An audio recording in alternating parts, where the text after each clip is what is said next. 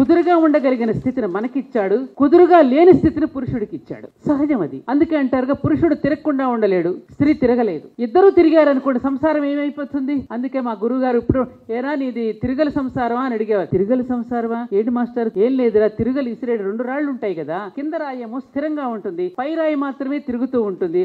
అప్పుడు బియ్యం వేస్తే నలిగి పిండి నలుగుతుంది. 2 రాళ్ళు తిరిగాయి అనుకోండి, బియ్యం నలగో పిండి నలగదు కదా. అలాగే 2 రాళ్ళు తిరిగాయి అనుకో, బియ్యం పిండి కాదు కదా. ఇక్కడ భార్యాభర్తలు ఇద్దరు తిరిగారనుకో, పిల్లలు నలిగిపోతారు. కాబట్టి ఇంటిని ఒక ధ్యాన మందిరంగా చేసుకుని ఉదయం లేచిన దగ్గర నుంచి సూర్యుడికి ఎలా నమస్కారం చేసుకోవాలో, తల్లిదండ్రులను ఎలా గౌరవించాలో, ఇంటికి వచ్చిన పెద్దలను ఎలా ఆదరించాలో, గురువులను ఎలా పూజ చేసుకోవాలో తొలి గురువుగా వాడికి నేర్పిస్తూ, ఇంటికి వచ్చిన భర్తకి కూడా కావలసినటువంటి సౌకర్యాలను అందిస్తూ, ఆ గృహాన్ని గృహస్థాశ్రమంగా తీర్చిదిద్దుకుని తన జీవితాన్ని యజ్ఞార్థంగా మలుచుకోగలిగినటువంటి శక్తి స్త్రీది.